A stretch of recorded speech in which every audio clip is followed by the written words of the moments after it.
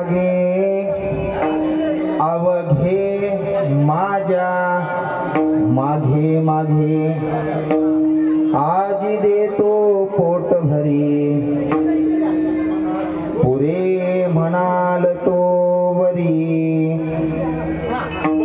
हळू हळू चाला कोणी कोणाशी न बोला आजी देतो पोट भरी पुरे म्हणाल तो वरी तुका म्हणे सांडा घाटे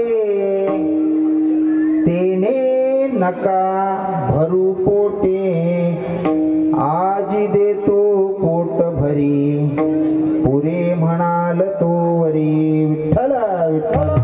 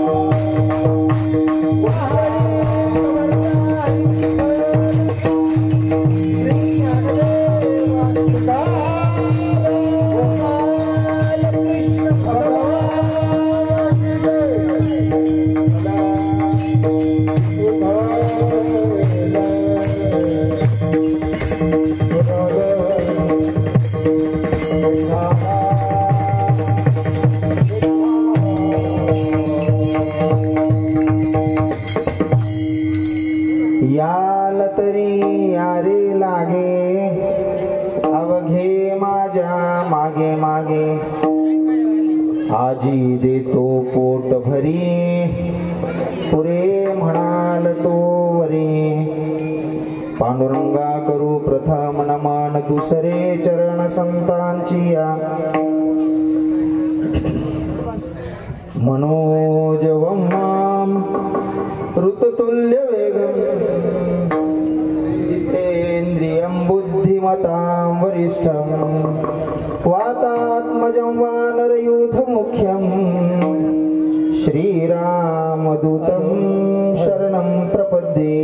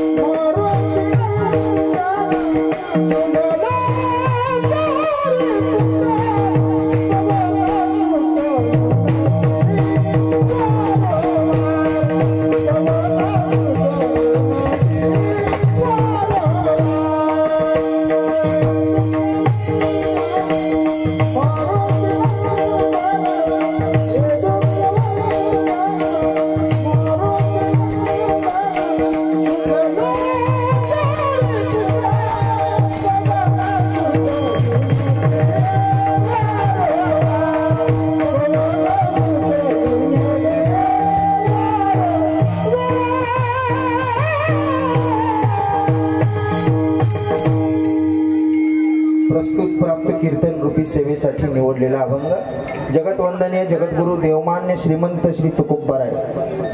जरा सर्वांगाचं कान करून जरासं कीर्तन ऐका. जास्त वेळ बोलायचं नाहीये, पण जे सांगायचंय ते चांगलं सांगेल तुम्हाला. जरा लक्ष देऊन ऐका.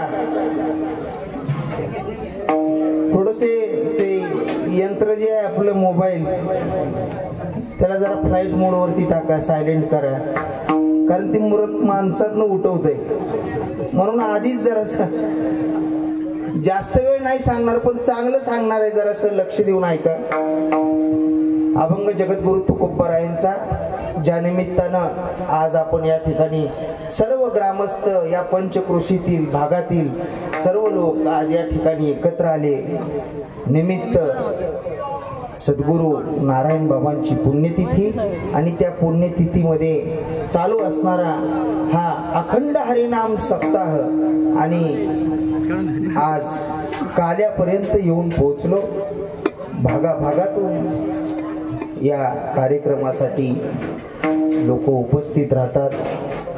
बाबांच्या प्रेमामुळं बाबांचा या परिसराला फार मोठा आशीर्वाद लाभलेला आहे. बरोबर आहे ना बाबा? आज निमटेक वरून, तालुका उमरी, गाव निमटेक, नामानंद बाबांच्या पुण्यतिथीसाठी तुमच्या माहिती करता सांगतो मेंढकेकरांना, कुलप लावून लोक सगळे पंढरपूरला असतात. घराघरातून माणूस असतो, घराघरातून. कोणी या म्हणत नाही, कोण पत्र पाठवत नाही, कोण फोन करत नाही, काय नाही. हे प्रेम आहे संतांवर असलेले. हे काय प्रेम आहे महाराज, हृदयात असलेलं. आज निमटे करूनही माझे माता पिता या ठिकाणी हजर आहेत. सर्वांना धन्यवाद. पंचक्रोशीतील सर्व माता पिता बंधू भगिनी सर्वांना धन्यवाद देऊन कीर्तन अभंगाकडे आपण वळू. अभंग जगद्गुरु तुकोबारायांचा निमित्त आहे पुण्यतिथी आणि काल्यापर्यंत येऊन पोहोचलो. बरोबर आहे ना? नाही 7 दिवस हजर राहता आलं कार्यक्रमात, गावाला, प्रभात फेरीला, काकड्याला, हरिपाठाला, पारायणाला. नाही जमलं कथेला, तर माणूस काय म्हणतो, नाही आपल्याला 7 दिवस जमलं, निदान काल्याला तरी आपण जाऊ. काला म्हणजे पगाराचा दिवस आहे, लक्षात घ्या. काय पगाराचा दिवस? कोणता असा माणूस आहे मला सांगा की आठवडाभर काम करील आणि पगाराच्या दिवशी गैरहजर राहील? नाही. भले आठवड्याला नाही जमलं तर पगाराच्या दिवशी तर हजर असतो तो. तसं आज सर्व या ठिकाणी काल्याला उपस्थित आहेत. काल जरासं पावसानं तारांबळ केली, तरी सुद्धा बाहेर गावची सुद्धा लोक या ठिकाणी अशा पावसामध्ये हजर राहिले महाराज. असो, जशी सेवा आहे तशी त्यांच्या पायावरती आपण समर्पित करणारच आहोत. अभंग जगद्गुरु तुकोबारायांचा अभंगातून आजच्या अभंगात दुसरं काही सांगायचं नसतं. बाकीच्या गोष्टी काही बोलायचं झालं तर इतर कीर्तनात चालतं, पण आजचं कीर्तन म्हणजे वेगळं कीर्तन आहे. भक्ती ज्ञान विरहित काहीतरी सांगायचं, म्हणजे बाकीचं काही नाही सांगायचं. राजकारण सांगायचं नाही कीर्तनामध्ये. आपण भक्ती ज्ञान विरहित इतरा गोष्टी न कराव्या, प्रेम भरे वैराग्याच्या युक्ती. अशी कीर्तनाची मर्यादा आहे. पण काला म्हटलं की विशेषत्वानं चरित्र ते उच्चार केले देवे गोकुळामध्ये. भगवान परमात्म्यानं जे चरित्र केलं त्याचाच उच्चारण आजच्या कीर्तनात करायचं आपल्याला, बाकी काय नाही. उच्चारण केल्याशिवाय त्याला कालाच म्हटलं नाही. विठ्ठल विठ्ठल.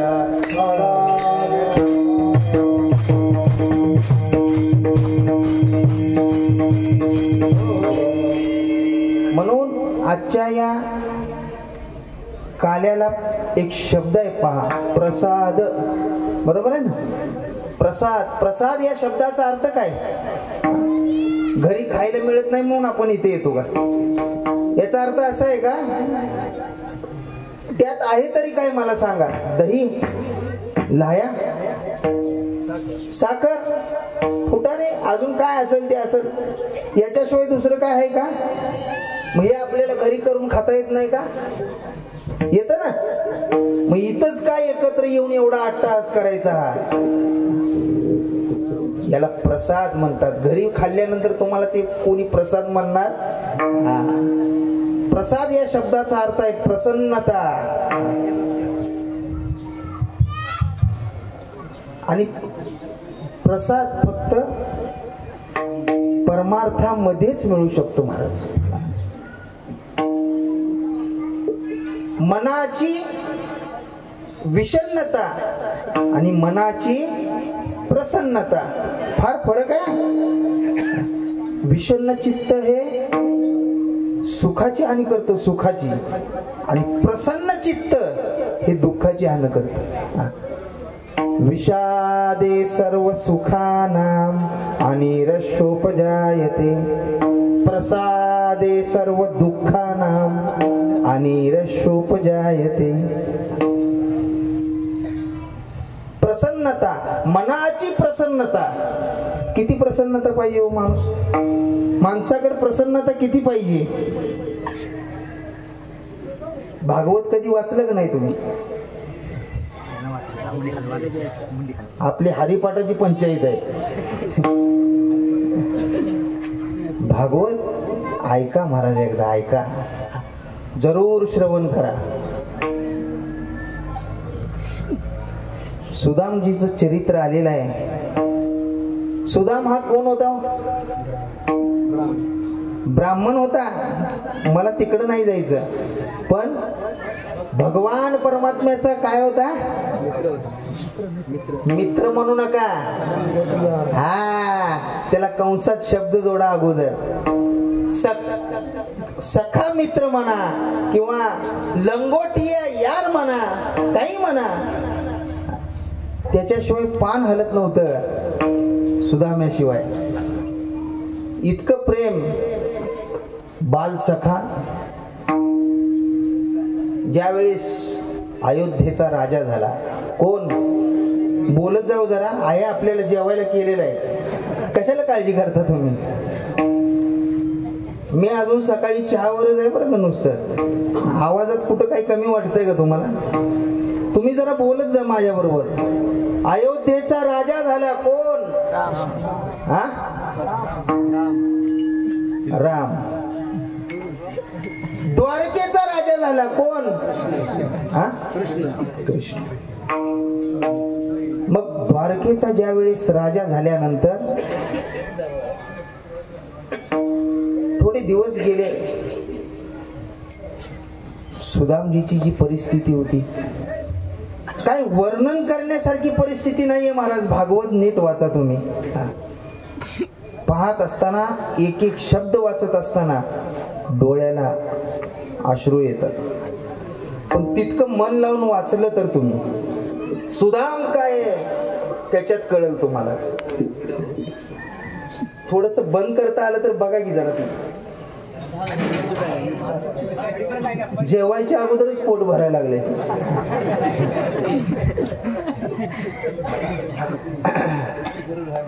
ठसकासारखा फोडणी सगळी नाकातच आहे.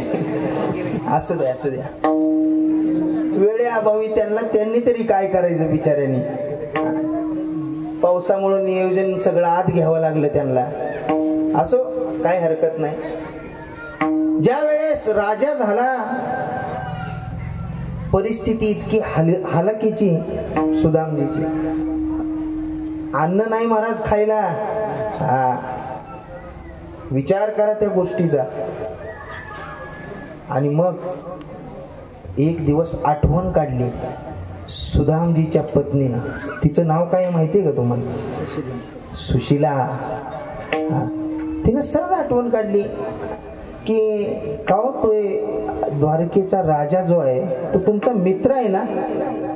अरे मित्र म्हणू नको, सुदामजी म्हणतात बाल सखा म्हण. मग तुम्हाला भेटायची इच्छा होत नाही का? होती ना ग सुशीला. असं का म्हणतेस? आतापर्यंत कधी भेटला नाही, कधी गेला नाही.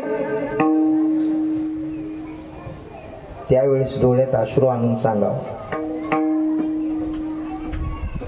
कसं जायचं? आपल्या हातात काही नाही.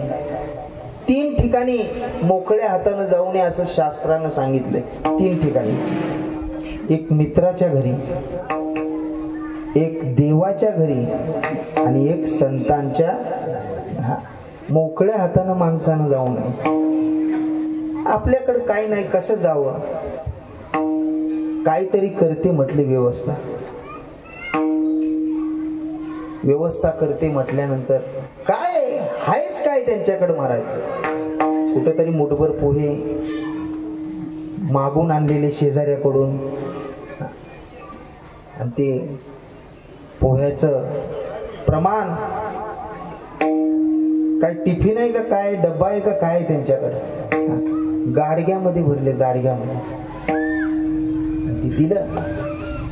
जा तुमच्या मित्राला भेटून या. लट लट लट लट अंग कापत होत. त्राण राहिला नव्हता अंगात, चालायचं सुद्धा.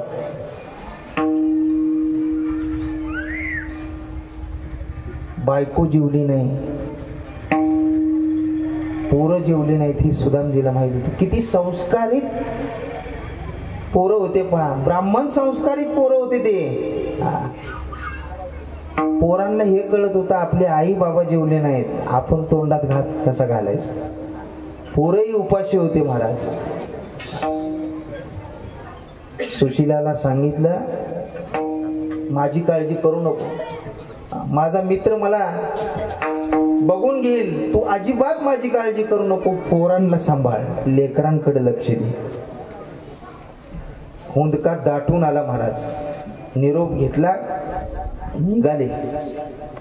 मजल दर मजल करत करत करत द्वारकेला येऊन पोहोचले. तिथं आल्यानंतर ती द्वारकेचा महाल पाहिला, ऐश्वर्य पाहिलं भगवान परमात्म्याचं. आणि ज्या वेळेस त्या महालाच्या जवळ येत येत मोठ्या प्रवेशद्वारापाशी आले, तिथं मात्र थांबवलं सगळ्यांनी. जे रक्षपाल होते, द्वारपाल होते, त्यांनी अडवलं, किधर जा रहा है? सांगितलं म्हणजे तुमचा जो राजा आहे आज सिंहासनावर आरूढ झालेला, तो माझा बालमित्र आहे. लागले सगळे हसायला. काय बोलायला लागलास? आमचा राजा कुठं, तू कुठं, तुझा अवतार काय, जरा तरी कुठं ताळमेळ आहे का? त्यावेळी सांगावं. त्यांच्याकडे हसत हसत सुदामजीनं बोलावं. एखाद्यानं रागानं बोलल्यानंतर आपल्यालाही राग येईल महाराज, पण सुदामजीनं हसत हसत सांगितलं, मेरा जो काना है वो फटे कपडे नहीं देखता, उसका भाव देखता है, भाव. जाओ, ज्यादा बोलने की जरूरत नहीं है. भगवान को इतना बोलो कि तेरा बाल मित्र सुदाम आया है. आले द्वारपाल, पण तिथं आल्यानंतर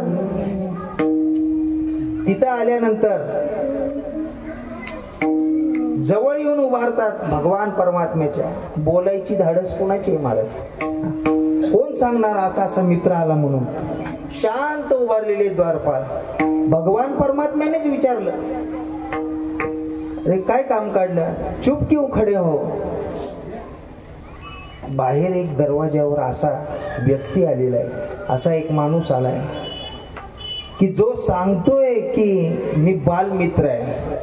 पण त्याच्याकडे पाहिल्यानंतर, त्याची अवस्था पाहिल्यानंतर आम्हाला नाही वाटत देवा तो तुमचा बालमित्र असेल. देवाने सांगितलं, पण एवढं सांगितल्यानंतर तू नाव नाही विचारलं का रे त्याला? काय नाव आहे ते? हो विचारलं ना. काय सांगितलं? नसीर पे है टोपी, नतन पे है जामा, कहे तो नहीं नसीर पे है टोपी, नतन पे है जामा, कह दो कन्हैया से नाम है सुदामा.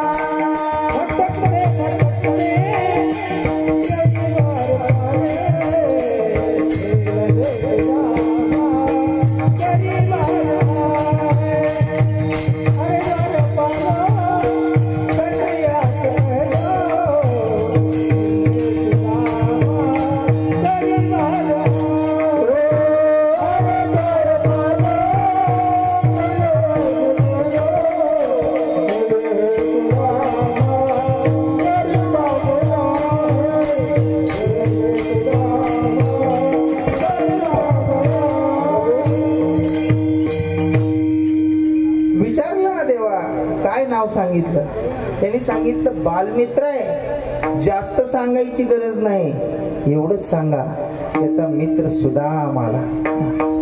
सुदाम शब्द ऐकल्यानंतर महाराज पायात चपला घालायच्या लक्षात राहिलं नाही देवाला. उठे शाम दौडे नंगे ही पैरो, धावत धावत पळत उचलून घेतलं, उचलून महाराज. कुणाला? सुदाम्याला. खांद्यावर भगवान परमात्म्याला महाराज खांद्यावर उचलून घ्यावं. खांद्यावर आरूढ केल्यानंतर दरबारामध्ये सामान्य लोक बसले होते का आपल्यासारखे? दरबारामध्ये इंद्र चंद्र महेंद्र असा दरबार बसला. सगळे पाहत आहेत हे काय चाललंय देवाचं. कोण आहे तो माणूस? भगवान परमात्म्याने आपल्या खांद्यावर. बाकीचे शासनकीत होते त्या बाबतीत, पण ते प्रेम फक्त देवाला आणि सुदाम्यालाच माहिती होते. काय प्रेम आहे. आणलं महाराज दरबारात. लाजला देव. कोण कोण सुदामा, आपण कुठल्या स्थानावर विराजमान आहोत विचार नाही केला महाराज देवानं. तो प्रेमाचा भुकेला आहे, थोर प्रेमाचा.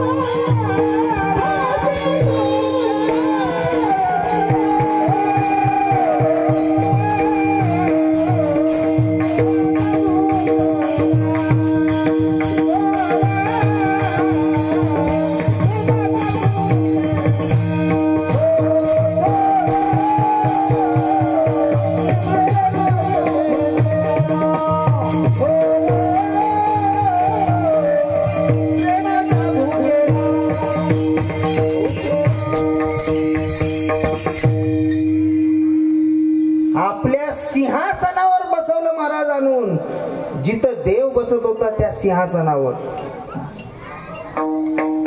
काय प्रेम आहे. एवढ्यावर नाही थांबलं, पुढं ऐका नीट. आता सोन्याचं पात्र आणलं, सोन्याचं ताट सोन्याचं आणलं. लक्ष्मीला बोलावलं. पाय धुवायचा कार्यक्रम. सगळे पाहत आहेत दरबारातले. मुदका आवरणा सुदामजीला.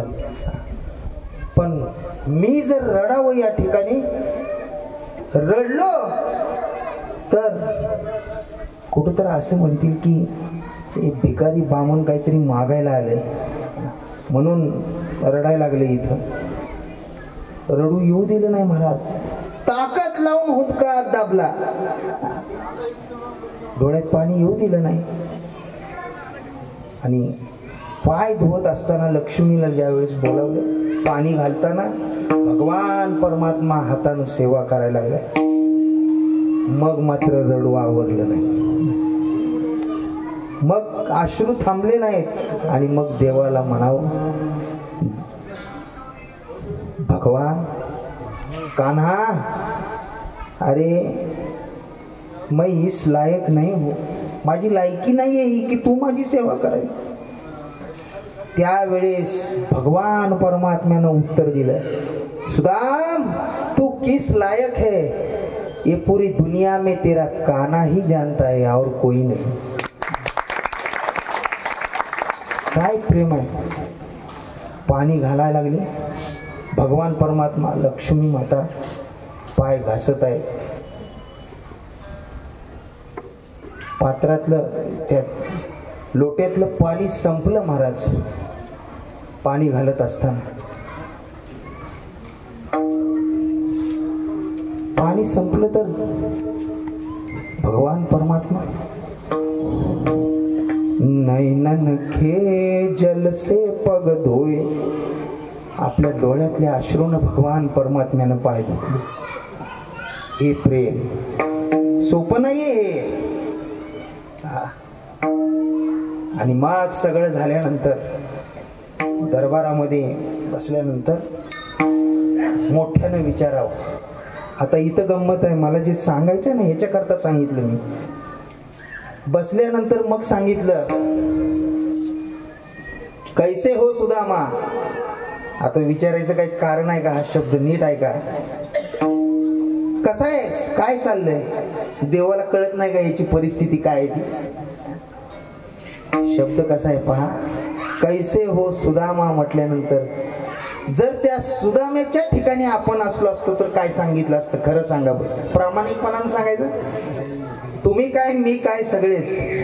काय सांगू देवा, परिस्थिती फार बिकट आहे रे. बघ काय करता आलं तर. तू तर राजवाड्यात बसलास बाबा. निदान 2-4 एकर तरी मला, बरोबर आहे का नाही लेंडेवाड साहेब? काहीतरी परिस्थिती बाबा व्यवस्थित माझी कर. मला हे उत्तर सांगायचं आहे. मी प्रसन्नतेकरता बोलत होतो. प्रसाद कशाला म्हणतात, प्रसन्नता कशाला म्हणतात? कैसे हो सुदामा हा शब्द म्हटल्यानंतर सुदामजीनं इतकं छान उत्तर दिलं. हे उत्तर आयुष्यभर लक्षात ठेवा तुम्ही. ते तुमच्या कधी पण तुम्हाला उपयोगाला येणारं उत्तर आहे. कैसे हो सुदामा म्हटल्यानंतर सुदामजीचं उत्तर आहे. नीट ऐका आता.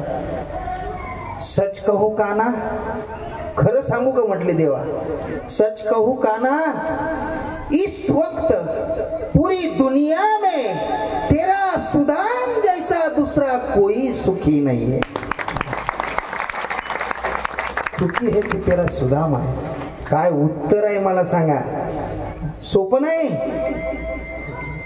आणि मग काय दिलं नाही त्याच्या पुढे सांगा बरं तुम्ही. मुष्टीभर पोह्यासाठी सुदामा ब्राह्मण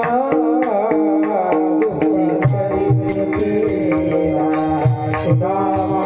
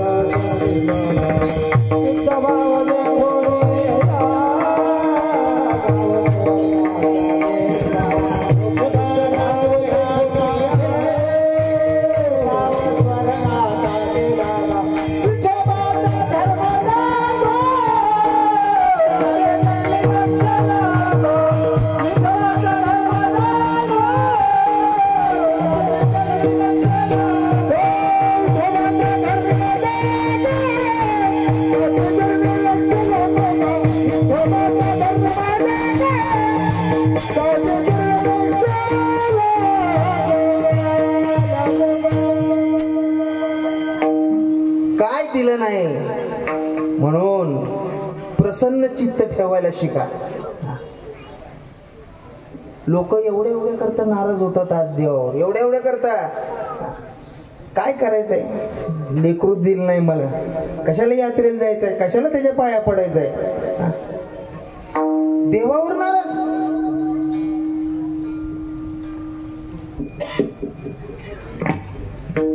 लेकरू दिलं नाही म्हणून नाराज होतात माणसं. त्याला नीट सांगा, जो पोरगा भर रस्त्यात भर चौकात जोड्या सहित बापाला लाथ मारतो त्याच्याकडे बघ,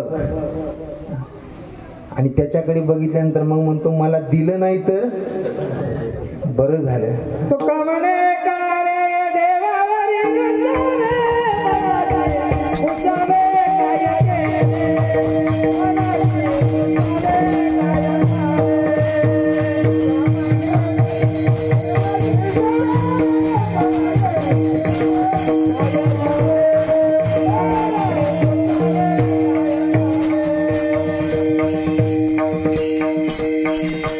म्हणे का रे देवावरी रुसावे, मनाशी रुसावे काय केले. आपल्या मनाला विचारा ना काय केले. देवावर नाराज होऊ नका. आचरणाकडे जर पाहायचं झालं तर प्रभू रामचंद्राचं जीवन. आचरण आणि उच्चारण फरक आहे बरं का.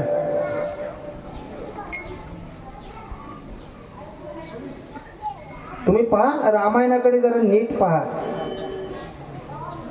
एक भाऊ वनवासाला जातो तर दुसरा भाऊ संन्यास घेऊन नंदीग्रामात बसतो. महाराज, किती प्रेम भावाचं भावावर.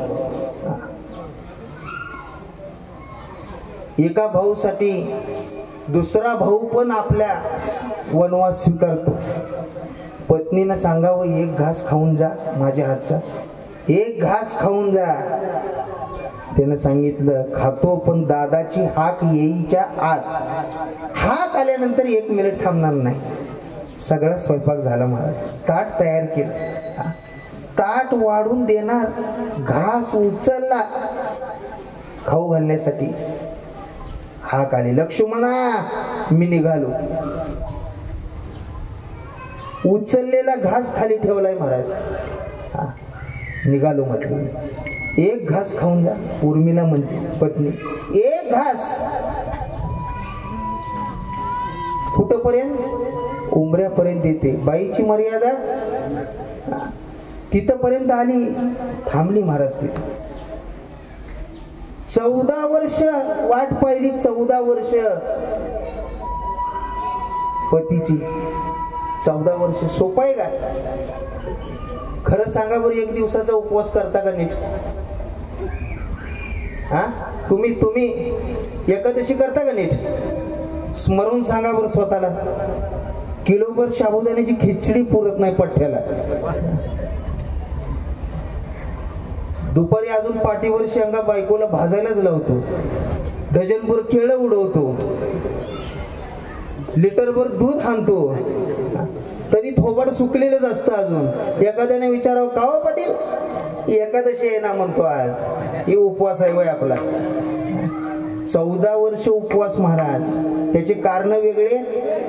उपवास का धरला होता, कशासाठी धरला होता, उपवास धरल्यानं काय झालं हे सांगत बसायला आज माझ्याकडे वेळ नाही.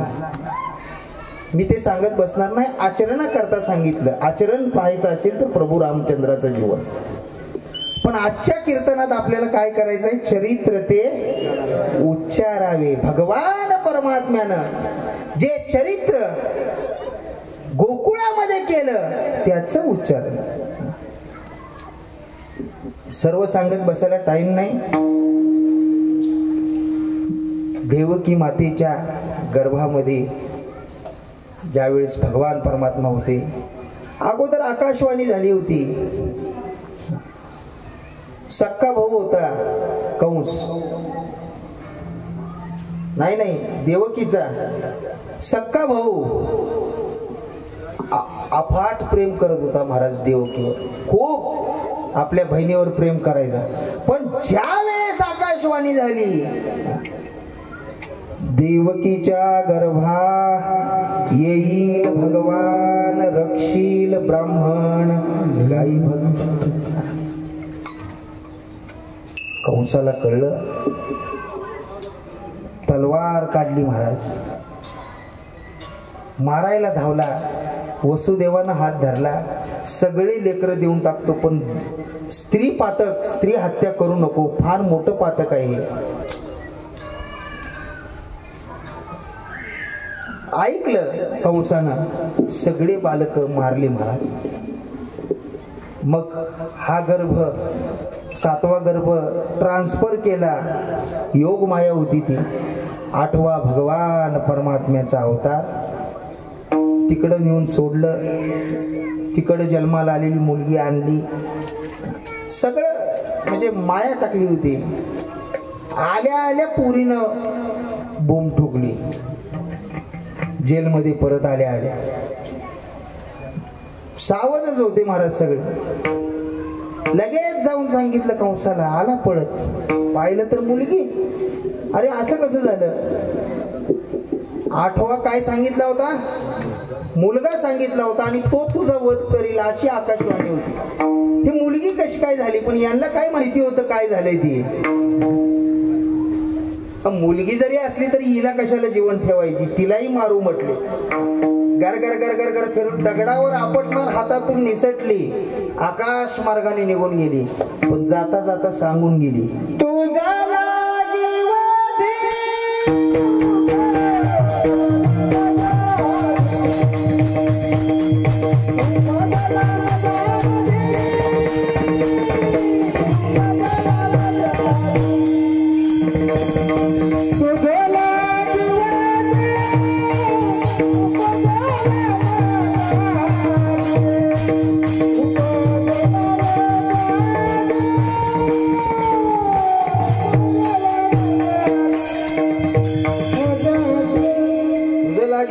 उपजला. तिला जाताना सांगून गेली. म्हणते काय? माया होती ती. सांगितलं, मामा मला का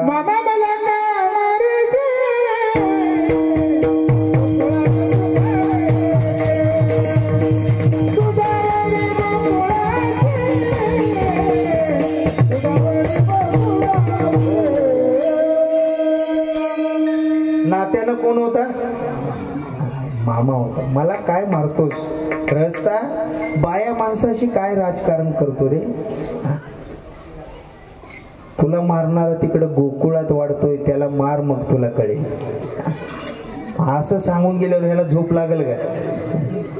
पाणी प्यायला लागला तर पाण्यात कृष्ण दिसायचा, जेवायला लागला तर ताटात कृष्ण दिसायचा. महाराज किती प्रयत्न केले, अनेक राक्षस महाराज, काक बक रिठा, आगासूर दैत्य गिळण्यासाठी गेला महाराज. पण देवानं तोंडात प्रवेश करून आपली उंची वाढवली. गिळीता आगासूर चिरोनी सांडिला हो. आणि मग तिकडे भगवान परमात्मा हळूहळू हळूहळू हळूहळू रांगू लागले. रांगता रांगता बोलू लागले. बोलता बोलता चालू लागले. जरा कीर्तनामध्ये लवकर मोठा होतो कृष्ण. 2 तासाचीच मर्यादा आहे ना आपल्याला. आणि मग मोठं झाल्यानंतर भगवान परमात्म्याला असं सगळ्या गोपाळांना जवळ घ्यावं, त्यांना सांगावं, का रे हे असे काय रे तुमच्या तब्येती? मोठे मोठे राक्षस मारायचे आपल्याला, जरा खात जा, धष्टपुष्ट बनवा तब्येत. कसं खायचं कृष्णा देवा, कसं खायचं म्हटले. का? आमची आई सगळं मथुरेमध्ये त्या राक्षसाला नेऊन विकते. आम्हाला पांढरं पाणी सुद्धा ठेवत नाही घरात. असं आहे का म्हटले. हो ठीक आहे, काय हरकत नाही. उद्यापासून नीट ऐका, उद्यापासून खाऊ घालायचं काम माझ्याकडे, व्यायाम करायचं, मेहनत करायचं काम तुमच्याकडे. काही हरकत नाही म्हणे देवा, खाऊ घाला. मग हळूच सांगावं. खाऊ घाला बरोबर आहे, पण त्याच्यासाठी आपल्याला चोऱ्या कराव्या लागतील. काही हरकत नाही देवा, चोरी करून का होईना पण तुम्ही आम्हाला खाऊ घाला. ठरलं.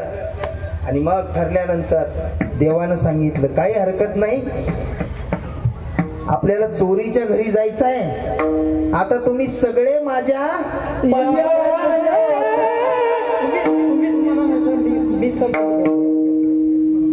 एक तरी काहीतरी करूया, म्हणजे वेळ बसायला पाहिजे कुठंतरी कीर्तनाचं. नाही तर मग म्हणणार राहू दे, महाराजांचे कीर्तन राहू दे, आपण म्हणतच बसू. याला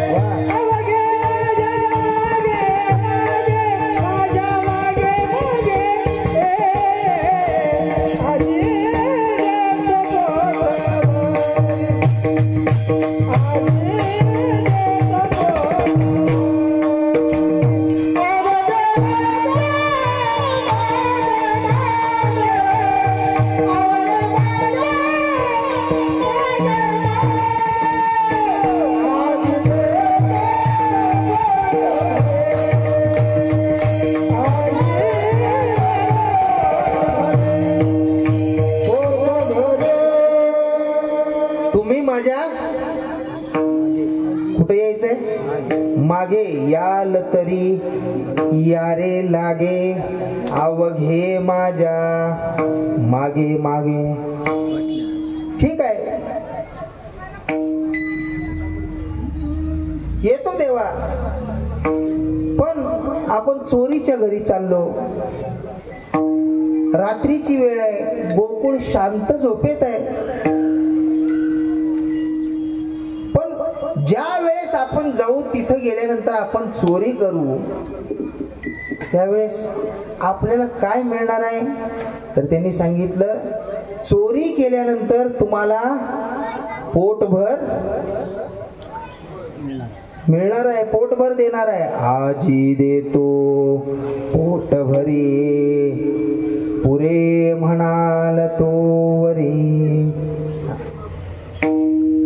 पोटभर, पोटभर या शब्दाचा अर्थ कळतो का जरा तुम्हाला? हा, पोट भरल्यानंतर एखाद्यानं जर असं लाडू आणून दिला, नको नको अहो बस झालं, आता हे जाणार नाही, याला काय म्हणतात? बरोबर आहे ना? दुर्वास ऋषीचं उदाहरण सांगतो, जरा लक्षात घ्या. रात्री 12 वाजले होते, पांडव वनवासामध्ये असताना रात्री 12ला पांडवाच्या घरी गेले. कोण? एकटे गेले नाहीत, 60,000 शिष्य घेऊन. आणि रात्री 12 वाजता जाऊन गाढ झोपेत असलेल्या त्या पांडवांना एकच आवाज दिला तिथं गेल्यानंतर, नम पार्वते पते हर हर महादेव. असं म्हटल्यानंतर खडबडून जागे झाले महाराज सगळे. पाहतात तर दुर्वास, काय करायचं, गेले सगळे. आज्ञा गुरुदेव. धर्मराजा पुढे गेले होते, सांगितलं धर्मा भोजन पाहिजे रे, भूक लागली. किती वाजता? एकटा आहेत का? किती जण आहेत? 60,000. भूक लागली. धर्माने सांगितलं काही हरकत नाही गुरुजी, स्नान करून या, तयारी करतो. स्नानाला पाठवल्यानंतर एक थाळी त्यांच्याकडे अशी होती की त्या थाळीमध्ये पाहिजे तितकं अन्न तयार व्हायचं, पण ती एकच वेळेस पाहिजे, परत होत नव्हतं. थाळी धुवून ठेवली की विषय संपला त्याचा. काय करायचं काय करायचं. द्रौपदीनं हाक मारली, म्हटले आता त्याला बोलवल्याशिवाय हे संकट आता कोण सोडवणार नाही. हाक मारली देवाला, लगेच हजर. बोल, काय शंका आहे, काय मनात इच्छा आहे. म्हणले काय नाही देवा, दुर्वास आलेत, शिष्यांबरोबर आलेत, भोजन मागतात. कसं शक्य आहे इतक्या लवकर मी देणं. म्हणले बघ मलाच काही खायला आहे का. देव काय म्हणतो, मलाच दे काहीतरी खायला. म्हणले शाबास, याच्याकरताच तुला बोलवलं, तूच मग खायला. अगं बघ काहीतरी असल. त्या थाळीला पान चिटकलं होतं एक. बघा, एक पान धुता धुता असं खालच्या बाजूला पान चिटकलेलं होतं. पाहिलं नीट, ते पान घेतलं देवानं आणि ते भक्षण केलं, ते खाल्लं. त्याचा नियम असा आहे, घेसी तेव्हा देसी, ऐसा अससी. आणि मग सांगितलं, मायावी मंडप तयार केला महाराज. चांदीच्या ताटात जेवण सगळ्या शिष्यांसमोर, सगळ्यांनाच. चांदीच्या ताटाला शोभल अशीच पदार्थ होते ना, श्रीखंड, बासुंदी, गुलाबजामन, तुम्हाला जे मनात येईल ते पाची पक्वान्न सगळीकडे असं. आणि आले जेवायला बसले, असं वर्णन आहे. इतकं जेवले म्हणतात, इतकं जेवले म्हणतात. शिष्य शिष्याला म्हणत आहे, काय धर्मा घरचे गोड अन्न, कैची आमची पोटे लहान. बरोबर आहे ना. हे तोंड इथं द्यायला नाही पाहिजे होतं, म्हटले ब्रह्मदेवान. इथं पाहिजे होतं, अजून जरा लाडू भरले असते. जरी माथा असं ते तोंड, तरी अन्न भक्षितो उदंड. इतके जेवले महाराज, इतके जेवले. मी कशा करता सांगतो, पोटभर कशाला म्हणते. इतके जेवले, ताटातला पदार्थ असं म्हणतात की त्या ऋषींना दिसत नव्हता. इतकं जेवले होते, ताटातला पदार्थ दिसत नव्हता. समोरच इकडच्याला सांगायचं, उजव्या बाजूला गुलाबजामुन शिल्लक आहे तुझ्या. यानं सांगायचं, तुमच्या डाव्या बाजूला जिलेबी आहे ना. याला काय म्हणायचं, पोट भरी.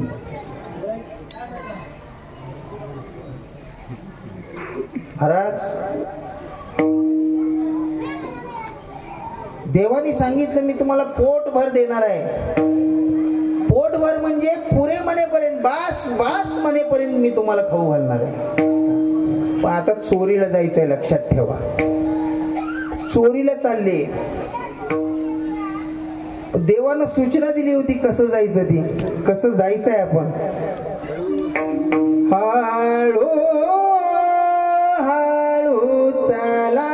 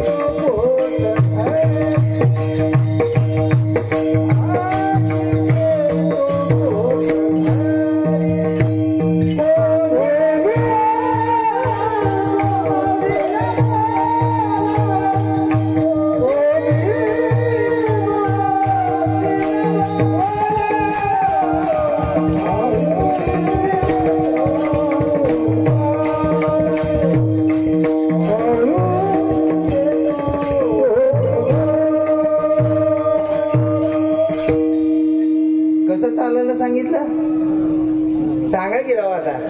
हळू हळू हळू हळू ढाळे ढाळे. सांगून सुद्धा, सूचना देऊन सुद्धा 2-4 इकडं, 2-4 तिकडं, 2-4 पुढं, 2-4 माग अशी चालायला लागली. देवानं पाहिलं, हे इकडे रे म्हणले सगळेजण. काय देवा, पिक्चर बघायला चालला का, सिनेमा पाहायला चालला? अरे रात्रीची वेळ आहे, गोकुळ शांत झोपेत आहे. कोण गप्पा मारताय काय, हसताय काय, ओरडताय काय? आपण चोरी करण्यासाठी निघालो, चोर आहे आपण. मग कसं केलं पाहिजे? हळू हळू चाला, कोणी कोणाशी न बोला, शब्द देखील काढू नका, अशी चोरी आहे. आणि मग चोऱ्याचं काय सांगायचं महाराज. आता किती चोरी, किती खोड्या महाराज, ते त्यानंच करू जाणं.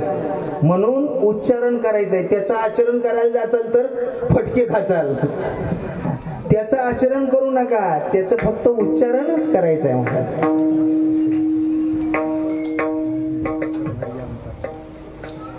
नाहीतर उच्चारण की तुम्ही आचरण जर केलं, एकच उदाहरण सांगतो जातो, त्याला किती बायका होते माहितीये का तुम्हाला?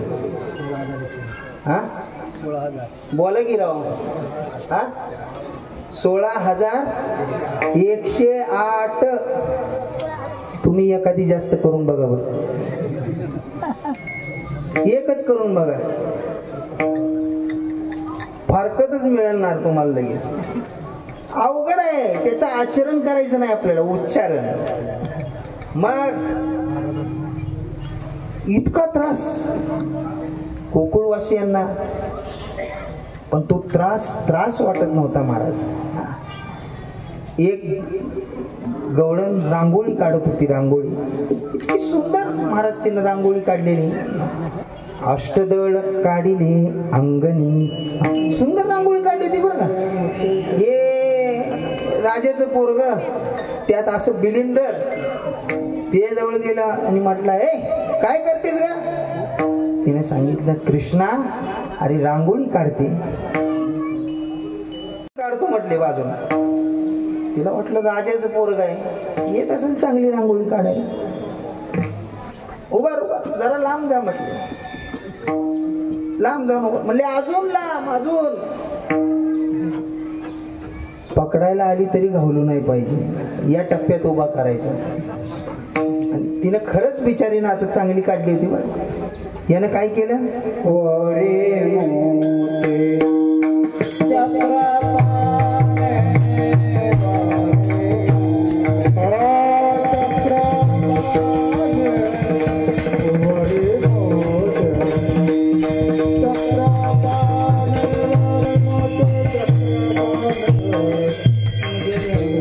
चांगली रांगोळी काढली होती ना. आंगडं वड केलं, वाकडी तिकडी वाकडी तिकडी वाकडी तिकडी लघवी केली त्याच्यावर.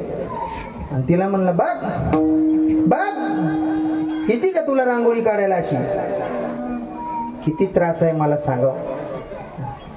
एक गवळण गरोदर होती, यमुना नदीला पाण्याला गेलेला जात असताना तिच्या माग लपत छपत गेला. तिला कळूच दिलं नाही शेवटपर्यंत मागा आलाय तो. पाण्याचा हंडा यमुना नदीमध्ये बुडवला, पाणी घेतलं तिनं, कमरेवरती घागर घेतली आणि पाठीमाग फिरली. मग म्हणतो थांब. का रे कृष्णा? ती गरोदर होती महाराज, गरोदर होती. यानं काय केलं, तिच्या पोटावरचा पदर सरकावला, असा सारोनी पदर सरकावला. आणि तिला काय म्हणतो, म्हणे केवडा डोंगर. किती त्रास आहे.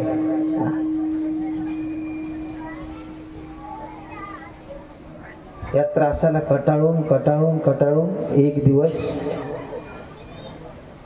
एका म्हातारीनं असा दम दिला त्याला. गावात चोऱ्या व्हायला लागल्या, धष्टपुष्ट व्हायला लागले, लक्ष द्यायला लागलं ना. चोर कुठले बाहेरचे नाही, चोर आपल्या गावातलेच आहेत हे कळायला लागलं. गावात एक वयस्कर म्हातारी होती, जरासं कडक होती. तिच्याही कानावर गेलं होतं की अशा अशी चोऱ्या चालू आहेत गावात, दही ठेवत नाहीत, दूध ठेवत नाहीत, काही काही फडशा पडतात, जाता जाता सगळा सत्यानाश करून फोडून जातात. हे सगळं म्हणजे असं उडत उडत कानावर तिच्याही होतं. तिने एक दिवस खेळत असताना कृष्णाला पाहिलं आणि तिला माहिती होतं या सगळ्यांचा म्होरक्या हेनच आहे, म्हणून तिनं बाकीच्याला दम दिला नाही, त्यालाच धरला असं. हे इकडे रे. देवाने हात जोडला, म्हणले का ग आजी? लक्षात ठेव बेटे, म्हणले साऱ्या गोकुळामध्ये नंगा नाच लावलास, या म्हातारीच्या घराकडे जर वळून पाहिलं ना तंगडच तोडणार आहे. हात जोड. आजी नाही ग, तुला कशाला त्रास देतो? अजिबात नाही. तिला असं पुढं जाऊ दिलं. जरा लांब गेल्यानंतर पोरांना सांगितलं, हिचा ऍड्रेस घे रे आपल्या डायरीमध्ये. आज हिच्याच घरावर मोर्चा म्हणले रात्री. म्हणले देवा, अरे कडी काढायला कोणीच नाही रे. ठकोबा ठकाई विठोबा रुक्माई दोघंच आहेत ती. देवाने सांगितलं, अरे ब्रह्मांडाच्या कडी काढणारा मी आहे, म्हातारीची कडी काढायला किती वेळ लागतो? गेले महाराज. रात्रीच्याला माया टाकली, शांत झोप. काही शिल्लक ठेवलं नाही तिच्या घरात. सगळं काय असेल ते संपवलं, सगळ्यांना बाहेर आणून सोडलं आणि एकटाच आत गेला. काय करावं? म्हातारीला माझी आठवण चांगलीच राहिली पाहिजे. विचार मनात, काय केलं पाहिजे? उत्तर भारतामध्ये तुम्ही जर गेलात कधी तर नीट जरा लक्ष देऊन बारकाईनं पहा. पुरुष मंडळी तिकडे दाढी वाढवतात. वृंदावन असेल, गोकुळ असेल, तुमचं मथुरा असेल, तिकडे पाहायला मिळेल तुम्हाला. पुरुष मंडळी दाढी वाढवतात आणि माता भगिनी वेणी घालतात. वयस्कर असले तरी वेणी घालतात. अजूनही प्रथा आहे ती तिथं. दोघंही खॉटवर झोपलेले असताना याची दाढी आणि तिची वेणी जवळ आलेली दिसली. काही विचार केला नाही बाबाला. दिली गाठ मारून, आला बाहेर. पोरांना सांगितलं सकाळी उठल्यानंतर हिच्या दारात खेळ मांडायचा, आपण गंमत दाखवतो. म्हणले काय? आता नाही, सकाळी सांगतो. सगळे जण आले. पूर्वी महिला लवकर उठत होत्या सडा संमार्जन करण्यासाठी, सर्व काम करण्यासाठी. पूर्वीच्या म्हणतोय मी, आत्ताच्या नाही. लवकर जाग. पहाटे 4ला उठायच्या. उठायला गेली गवळण, उठायला गेली तसं वेणीला झटका बसला महाराज. असा झटका बसला, अशी चवताळली महाराज म्हाताऱ्यावर. तोंडात दात राहिले नाहीत. या वयात चेष्टा करतात, या वयात. आता खरं सांगा तुम्ही, तिच्याच वेणीला झटका बसला होता का? याच्याही दाढी हे चौपट खवळलं. तुला लाज वाटली पाहिजे, या वयात दाढी वाढते. अहो कोण कोणाचं काय वडा लागले काय कळायलाच मार्ग नाही. मस्त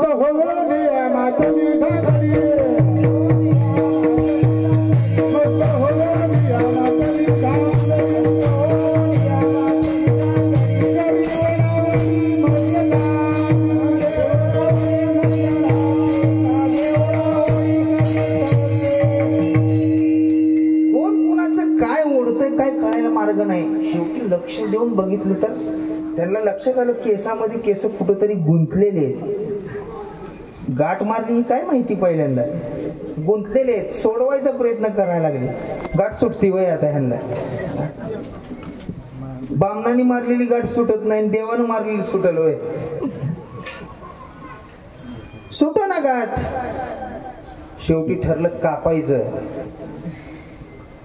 त्याच्यासाठी अर्धा तास भांडणं अगोदर, दाढीकडनं कापायचं का वेणीकडनं कापायचं.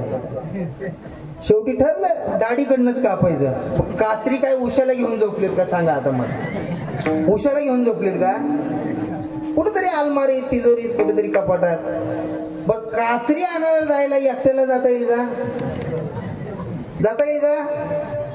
त्याच्यात गंमत अशी होती, ती गवळण होती ती 6 फूट होती आणि हे होतं 3.5. ती पुढे चालायला लागली की हे अलगद उचलायचं खालनं, दोन्ही पाय अलगद.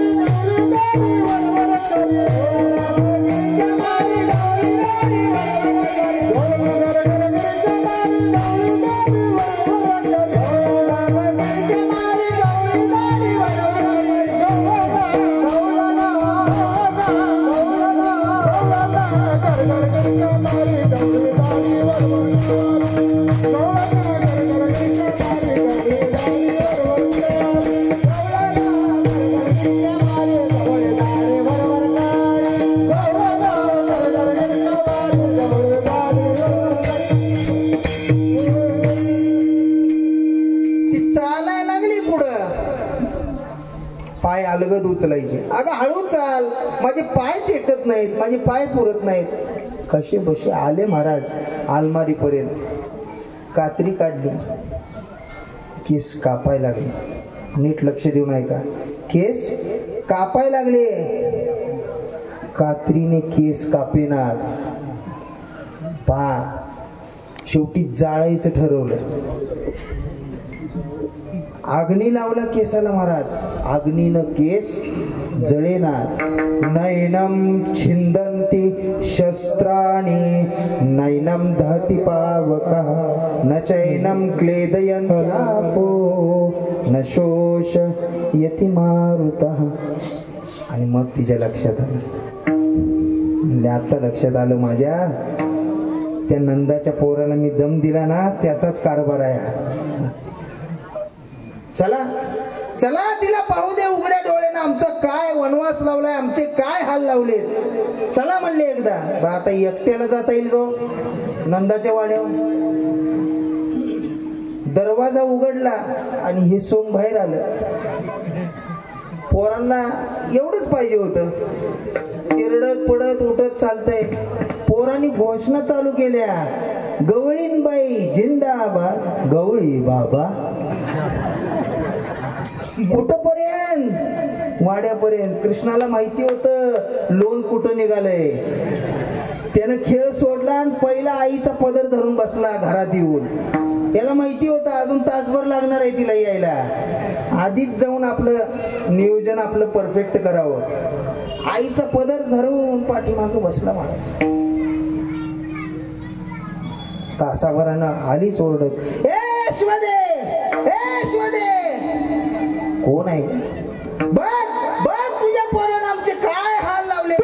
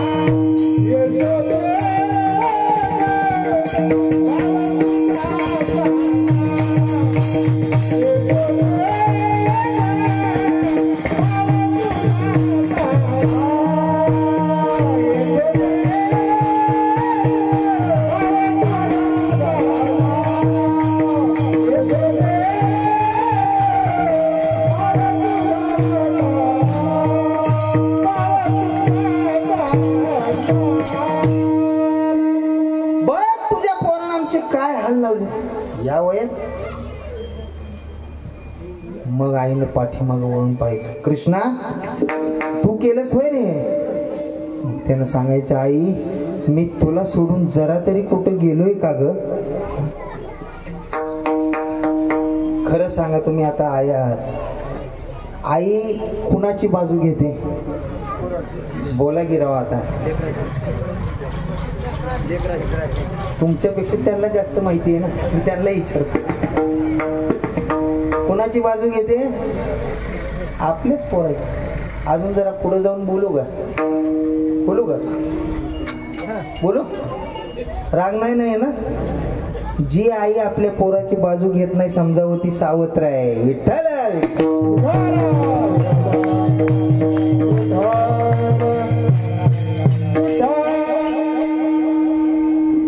तिला सांगितलं नाही ग, माझ्या कृष्ण असा करणार नाही. आई त्या गवळणी बरोबर बोलायला लागली की तिच्याकडे असा पाहायचा. म्हातारी करते तिला म्हण तंगड तोडते. बघ बघ तुझ्या पोराला कसं करताय बघ. आईने पाठीमागं वळून पाहिले की किती त्रास आहे महाराज. काय सांगितलंय? पुरे झाला त्रास हरीचा, विठ्ठला या गोकुळीचा. पोरे राये काकुलीचा रे, पोरे राये काकुलीचा रे, जावे मथुरेसी. हरीला सांगा कोणी, हरीला सांगा कोणी. हरीला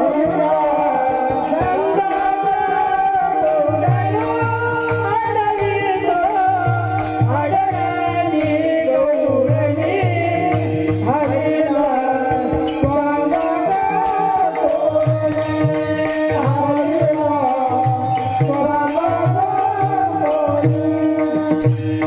झोप गेले निज मंदिर, वा अवतार तुला मुरारी. झोप गेले निज मंदिर, अवतार तुला मुरारी. दाढी गाठ मारुनी, दाढी वेळीची गाठ मारुनी. करीतो हा मस्करी, हरीला सांगा कोणी, हरीला सांगा कोणी. हो नंदाचा नंदनू अडवितो अडराणी गवळणी, हरीला सांगा कोणी, हरीला सांगा कोणी. महाराज किती त्रास. आणि मग सांगा हो यशोदेनं, कृष्णा बस कर बाबा, कर त्याला मुक्त कर म्हटल्यानंतर तिथं जाऊन हात लावायची काय गरज आहे? नुसतं गाठीकडे पाहिलं महाराज दृष्टिक्षेपानं, गाठीकडे नुसती नजर टाकली, कृष्ण पाहता मुक्त झाली. आणि मग आईनं सांगावं, म्हणले कृष्णा आता इथून पुढे तुम्ही गावात राहायचं. ठीक आहे, तू सांगशील ती आज्ञा, आम्हाला वंदे. आपल्या आपल्या गायी घ्यायच्या आणि यमुना नदीच्या तीरावर जायचं म्हटलं. आता इथं थांबायचं नाही. भगवान परमात्म्यानं सगळ्या गोपाळांना सांगावं, गोपाळांनो यशोदा माईची आज्ञा आहे. म्हणले काय? आता म्हटले आपण गावात राहायच्या लायकीचो राहिलो. आता आपण काय करायचं, आपलं आपलं गायी घ्यायच्या आणि आपण यमुना नदीवर जायचं. काही हरकत नाही म्हटले देवा, तू सांगशील तसं आम्ही तुझ्या बरोबर.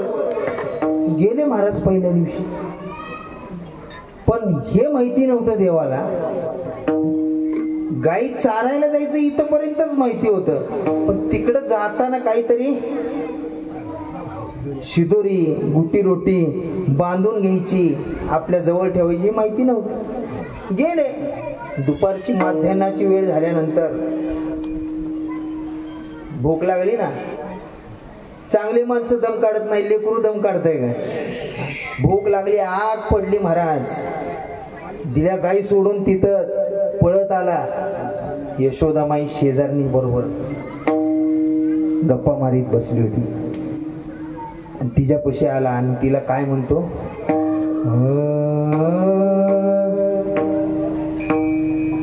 यशोदे घराकडे मला जेवू घाल ग, यशोदे घराकडे चाल, मला जेवू घाल ग, यशोदे घराकडे चाल, मला जेवू घाल ग, यशोदे घराकडे चाल, मला जेवू घाल ग, यशोदे घराकडे चाल. आई लहानच भेग उंडा, आई लहानच भेग उंडा, मला करून दे तू मांडा, मला करून दे तू मांडा. लांब गेल्या गाईच्या झुंडा घराकडे चाल, मला जेवू घाल ग, यशोदे घराकडे चाल, मला जेवू घाल ग, यशोदे घराकडे. साध्या गव्हाची पोळी लाटी, ताज्या गव्हाची पोळी लाटी, पुरणपोळी करून दे मोठी, पुरणपोळी करून दे मोठी. नाही अडवीत गुळासाठी घराकडे चाल, मला जेवू घाल ग, यशोदे घराकडे चाल, मला जेवू घाल ग, यशोदे घराकडे चाल.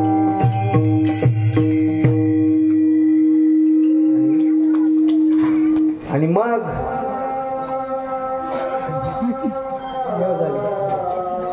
आजा नाही का. ठीक आहे. आणि मग कृष्णानं ठरवलं आजपासून असं मोकळ्या हाताने जायचं नाही बुवा. आज आपली आपली शिदोरी घेऊन, मग शिदोरी घेऊन तयारीत जायचं. शिदोरी घेऊन जात असताना ती पाठ मोरी आकृती पाहिली यशोदेनं. डोळ्यात पाणी आलं महाराज. देव शिदोरी घेऊन गाई राखायला जातो. गाई राखणं, देवानं सुद्धा गाई राखलेले आहेत. सद्गुरू गाडगे बाबांनी सुद्धा गाई राखायचं काम केलंय महाराज. आणि मग जात असताना ती पाठ मोरी आकृती पाहिल्यानंतर पोटात गोळा उठला महाराज. भरून आलं यशोदेला. आणि बाकीच्या पोरांपाशी यशोदाबाई म्हणत आहे, लक्ष दे कृष्णाकडे. सांभाळा मुरारी प्राण माझा, सांभाळा मुरारी प्राण माझा, सांभाळा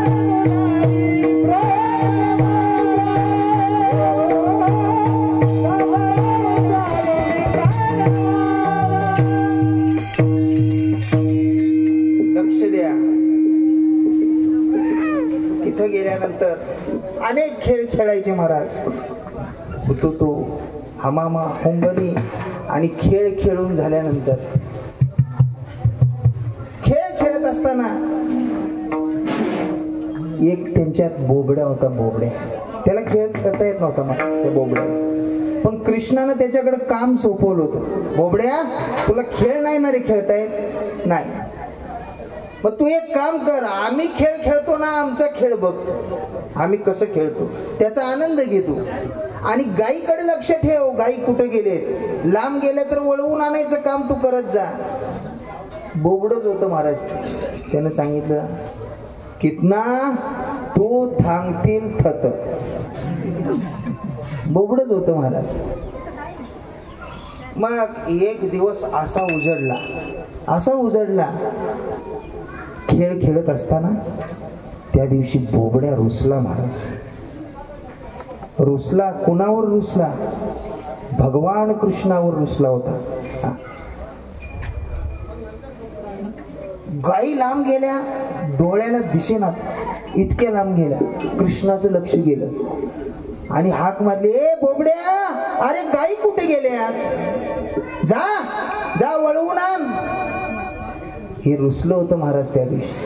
त्याने सांगितलं, नाही वळवून आणणार. लक्षात आलं कृष्णाच्या. म्हटले बंद करा, खेळ बंद करा, काहीतरी बिघडलंय हे लक्षात आल्यानंतर सगळेजण आले. भगवान परमात्मा पुढं, सगळे गोपाळ पाठीमाग बोबड्याच्या जवळ येऊन उभारले. बोबड्याला म्हणतात, बोबड्या काय झालं रे? काय झालं म्हटल्यानंतर हुंदके देऊन रडायला लागला महाराज. हुंदके देऊन रडायला, हात टाकली पाठीवर, हात टाकले आणि सांगितलं, म्हटले काय झालं सांग मला. मी हाय कोण, तुला चिडवलं का? मी शासन करतो त्याला, मी शिक्षा करतो, तुला कुणी चिडवलंय सांग. मग तर जास्तच रडायला लागला. काय झालं सांग म्हटल्यानंतर सांगावं ते ना, रडत रडत बोलावं त्यानं, सांगावं. म्हटले देवा, तुला थांबावं लागतं, तुला सांग म्हटले काय झालं. आणि मग सांगायला सुरुवात केली महाराज.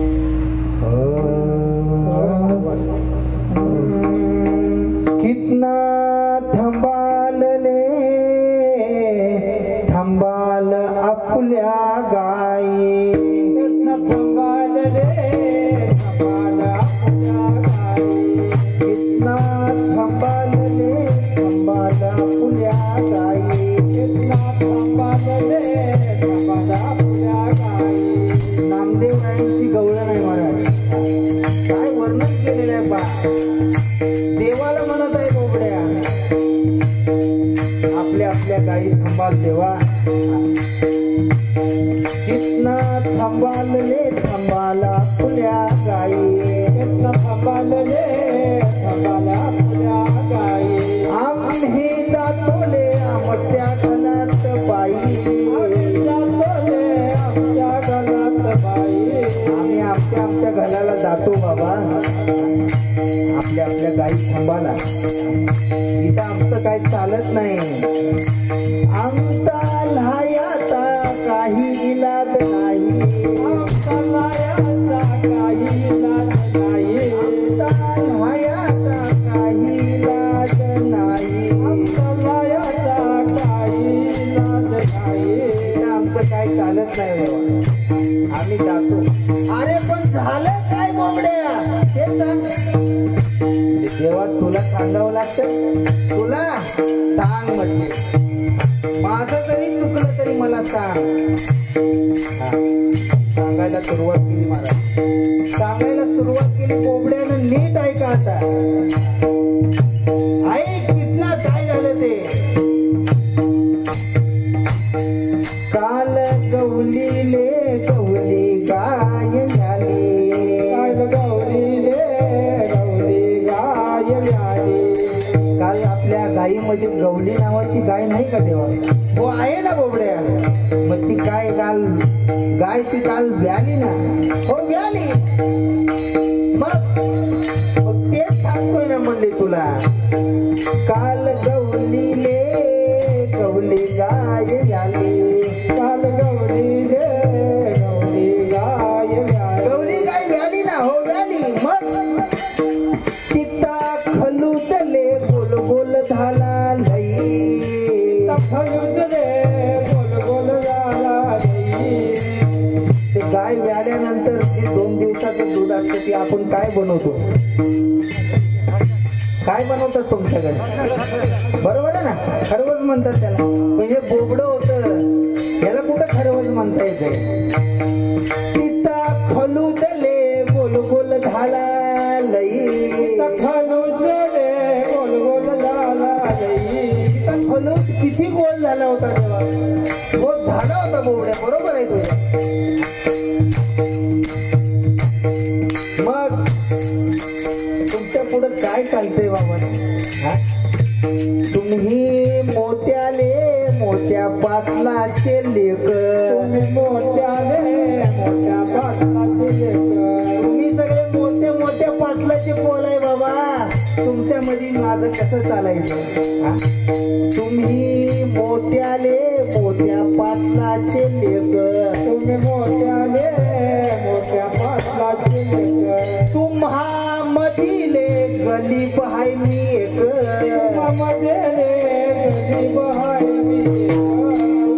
सगळ्यामध्ये मी एकटाच गलीब आहे.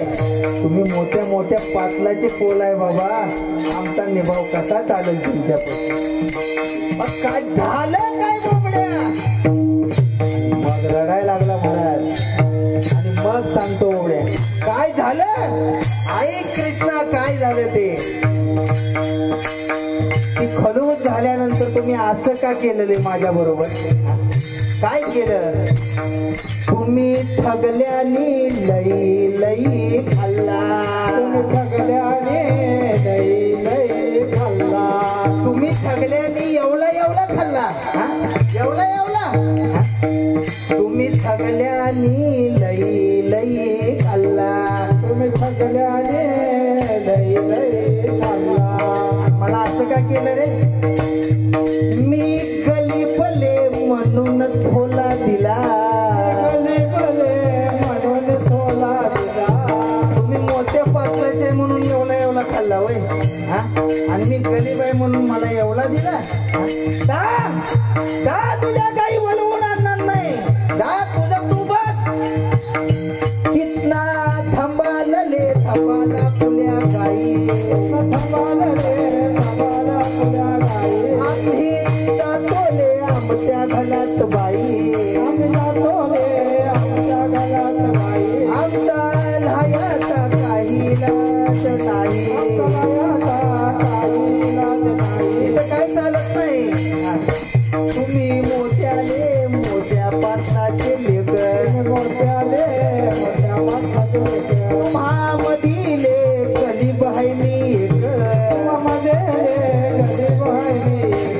तुम्ही अवघ्यानी लई लई खाल्ला, तुम्ही अवघ्याने लई लई खाल्ला.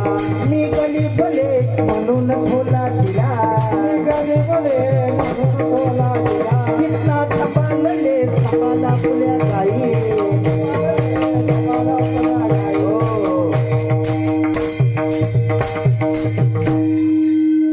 काय शब्द आहेत महाराज नामदेव महाराजांची. काय वर्णन केलंय, जैशी स्थिती मांडली महाराज. भगवान परमात्म्यानं ते ऐकून घेतलं. धाय मोकलून रडायला लागला महाराज. भगवान परमात्मा, भगवान कृष्णाच्या डोळ्यामध्ये अश्रू अनावर झाले. या जगताचा नियंता, या जगताचा, या सृष्टीचा सूत्रधार भगवान परमात्मा पदर पसरला महाराज. कुणा पुढं? बोबड्या पुढं आपला पदर पसरला. आणि पदर पसरून सांगितलं, बरोबर आहे बोबड्या, तुझं बरोबर आहे, आमच्याकडून चूक झाली. अशी चूक परत कृष्णाकडून कधी होणार? डोकं ठेवलं महाराज. कुणी? भगवान परमात्म्यानं चरणावर डोकं ठेवलं. एकदा माफ कर तुझ्या कृष्णाला. याच्यातून काय घ्यायचं आहे आपल्याला? जरा नीट लक्ष देऊन ऐका. काय घ्यायचं आहे याच्यातून? संघटना जर टिकवायची असेल तर कुठं तर माघार घ्यायला शिकली पाहिजे, कुठं तर थांबलं पाहिजे. ते भगवान परमात्म्यानं सांगून दिलंय, आपल्याला दाखवून दिलंय. हे आज तुम्ही पाहताय वर काय चाललंय ते. सकाळी राष्ट्रवादी, दुपारी आय काँग्रेस, संध्याकाळी बीजेपी, सकाळी उठला की शिवसेना. कशासाठी असं, कशामुळे झालं असं सांगू का? तुम्ही अवघ्यानी लई लई खाल्ला, याच्यासाठी हे चाललंय. महाराज अवघड आहे. म्हणून जाता जाता एक विनंती करतो ग्रामस्थांपाशी, गावातले लोक किती आहेत जरा हात वर करा. तुम्ही गावातलेच आहे का मान? तुम्ही पाठीमागचे नाही का कोण? का तुम्हाला असं वाटतंय आम्ही स्वर्गात बसलोय? सांगा ना जरा प्रामाणिकपणानं हात वर करून सांगा, मेंढक्यातले लोक किती आहेत? अहो माझं बोलणं कळतं का तुम्हाला? मेंढक्यातले लोक किती आहेत हात वर करा, सरळ प्रामाणिकपणानं. एवढे जण आहेत ना? खरंच ना? आजपासून एक लक्षात घ्या, एक करा. कितीही भांडणं झाले गावात, कोणत्याही कारणावरून, राजकारणावरून होऊ द्या, कशावरून होऊ द्या, संघटना टिकवा, एकीचं बळ ठेवा गावात, एकत्र या. एखादा पडत असेल, काहीतरी त्याला कमी पडत असेल, सगळ्यांनी मिळून हातभार लावा, मदत करा. एखाद्याचं घर जळालं, पाठीमागून जाऊन डिझेल ओतू नका. जरा माणुसकीप्रमाणे वागा. एखादा खड्ड्यात पडला असेल, नका बाहेर काढू, पण जाताना माती तर ढकलू नका. एकीचं बळ ठेवा, एक विचार ठेवा. तुमच्याकडे पाहण्याची ताकद फार वेगळी होणार आहे इतर लोकांना, की हे गाव, मेनका गाव म्हणजे एकीचं बळ आहे बाबा. कोणत्याही क्षुल्लक कारणावरून माणसं 4-4 वर्ष, 5-5 वर्ष बोलत नाहीत महाराज एकमेकाशी. काय रे बाबा, जन्माचं वैर घेऊन आला तू, काय झालं काय? काला आपल्याला काय शिकवतो हे इथपर्यंत कशासाठी सांगायला लागलो मी? काला एकमेकाचा अंतर संपवतो महाराज, एकमेकाचा द्वेष संपवतो. हे काल्याचा प्रसाद तुम्हाला मिळणार आहे, कसा खायचा माहितीये का तुम्हाला? माहितीये का? नाही माहिती. कोणी सांगितलं नसेल, सांगतो, लक्षात घ्या. काल्याचा प्रसाद मिळाल्यानंतर, हातावर मिळाल्यानंतर घ्यायचा, गपदिशी तोंडात टाकायचा. याला प्रसाद खाणं म्हणत नाहीत. सांगू का? सांगा म्हटलं तर सांगतो. सांगू? काल्याचा प्रसाद कसा खायचा सांगू का? नीट ऐका मग. काल्याचा प्रसाद खायचा कसा? ज्याच्या बरोबर भांडण झालं असेल ना, त्याला पहिला खाऊ घालायचा, त्याच्या पाया पडायचं. त्याच्या डोळ्यात पाणी आल्याशिवाय राहणार नाही, ते तुमच्या पाया पडल. काला हे शिकवतो आपल्याला. एकमेकातलं अंतर कमी करतो काला. संतांनी सुद्धा सांगताना असं सांगितलं नाही वाटा म्हणून, एकमेका देऊ मुखी म्हटलंय, सुखे घालू बरी. म्हणून काल्याचा प्रसाद मिळाल्यानंतर एकमेकाच्या पाया पडून, हे आपलं वारकरी संप्रदायातलं वैभव आहे महाराज. काला कुला नाही मिळणं शक्य नाही. स्वर्गीचे अमर इच्छिता ती देवा, मृत्यूलोकी व्हावा. कशासाठी जन्म व्हावा म्हणतात? इथला प्रसाद मिळण्यासाठी. पण तो अधिकार त्यांनाही नाही, देवाधिकारलाही नाही. देवा ज्या वेळेस यमुना नदीच्या काठावर ह्या भगवंताच्या हाताचं खरकट आपल्याला मिळतील, खायला मिळेल, त्या खरकट, त्याच्यासाठी त्यांनी काय केलं? माशाचं रूप घेतलं त्या यमुना नदीमध्ये. पण भगवंतानं सांगितलं यमुना नदीमध्ये हात धुवायला जायचं, मग खरकटे हात देवा आपल्या आपल्या टिरीला पूजा म्हटले. पण तिकडे जायचं नाही. आज काय अधिकार आहे महाराज काल्याचा? काला खाण्यासाठी गळ्यात माळ घालूनच, वैष्णव बनवूनच यावं लागतं, त्याला काला मिळतो. आला कोणाच्याही नशिबात नाही. विशेष हा लाभ संत संगे, विशेष हा लाभ संता संगे, विशेष हा लाभ संता. तुका म्हणे काला वैकुंठी दुर्लभ, तुका म्हणे काला वैकुंठी दुर्लभ, काला वैकुंठी दुर्लभ, तुका म्हणे काला वैकुंठी दुर्लभ. विशेष हा लाभ संत संगे, विशेष हा लाभ संता संगे, विशेष हा लाभ. म्हणून आज तुम्ही खरंच भाग्यवान आहात. संतांच्या सानिध्यामध्ये तुम्हाला हा काल्याचा प्रसाद मिळतोय. एकच इच्छा करा, एकच प्रार्थना करा देवाच्या चरणाजवळ, संतांच्या चरणाजवळ, की मरण सगळ्याला अटळ आहे. बोलणं कळतं ना माझं? आपण सगळे रस्त्याने निघालोय. कोण आज आहे, कोण उद्या आहे, कोण परवा आहे. जसं बसमध्ये बसला तुम्ही, सगळे बसमध्ये बसलेले प्रवासी एकाच थांब्याचे असतात का? पंढरपूरहून समजा बसला, कोण लातूरला उतरल, बरोबर आहे ना? कोण चाकूरला उतरल, कोण अहमदपूरला उतरल, सगळेच नांदेडवाले नसतात. तसं प्रवास, जीवन म्हणजे हा प्रवास आहे. कधी ना कधी आपल्याला हे जग सोडून जायचं आहे, हे कायम लक्षात ठेवा, कायम. नाहीतर स्मशानात गेले लोक की मग त्या दिवशी म्हणतात काही खरं नाही, सगळं सोडून जायचं आहे. तिथून येऊन घरी एकदा आंघोळ केली, विसरला परत सगळं. हे कायम लक्षात ठेवा. आपल्याला एक दिवस जायचं आहे, पण मरण कसं असावं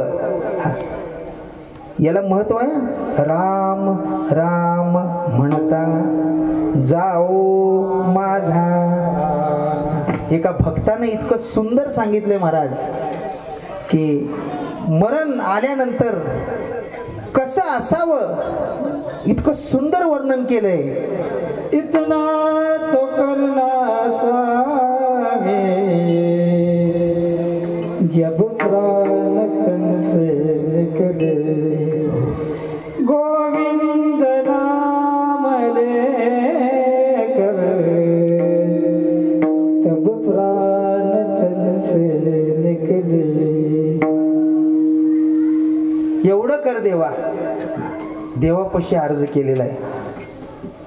ज्या वेळेस माझा प्राण जाईल त्यावेळेस असं कर देवा, तुझं नाव माझ्या मुखामध्ये येऊ दे, आणि मग माझा प्राण गेला तरी हरकत नाही. पीतांबरी कटी हो, यूं मन में हो बसी हो, तेरा सामना निकट हो, तब प्राण तन से निकले. तो पितांबर नटधारी, तुझी जी मूर्ती आहे ती मूर्ती माझ्या मनामध्ये बसलेली आहे. यू मनमे हो बसी हो. पण ज्या वेळेस माझा प्राण जाईल ना देवा, त्यावेळेस तो असा माझ्या जवळ पाहिजे. जवळ असल्यानंतर मग प्राण गेला तरी हरकत नाही देवा. किती सुंदर सांगितलंय पहा. जब कंठ प्राण आवे, तब रोग ना सतावे. जब कंठ प्राण आवे, तब रोग ना सतावे. यम दर्शना दिखावे, तन प्राण तन से निकले. जब कंठ प्राण आवे, कंठामध्ये ज्यावेळेस जीव येतो त्यावेळेस माणसं म्हणतात आता घर घर चालू झाले, आता ही जास्त वेळच नाहीये, आटपणार आहे लवकर. कुठल्या रोगामध्ये असं जकडून मारू नको म्हटले देवा. आणि अजून एक कर, एवढं आयुष्यभर मी परमार्थ केला, मला तेवढं यमाचं दर्शन घडवून आणू नको. यम दर्शना दिखावे, तब प्राण तन से. पुढं मस्त सांगितलंय अजून. उस वक्त जल दिया श्याम भूल जाना उस वक्त जल्दी आना कहीं श्याम भूल जाना राधा को साथ लाना तब प्राण तन से निकले. त्यावेळेस लवकर ये, ज्यावेळेस प्राण आता जाणार आहे माझा, तू लवकर ये. पण येताना एकटा येऊ नकोस. कुणाला घेऊन ये? राधा. शब्द नीट ऐका. राधेला घेऊन यायला सांगितलं. का हो? राधा ही भक्तीचं प्रतीक आहे. राधा पुन्हा कधीतरी सांगेल तुम्हाला मी. राधा काय होती? राधा श्याम श्याम रटत राधा आपही श्याम भई फिर पूछत आपने सखियन को राधा कहा गई. राधाच कृष्णाचं चिंतन करून करून राधा कृष्ण व्हायची आणि मैत्रिणीला विचारायची की राधा कुठे गेली. म्हणून राधेला संकट घेऊन ये.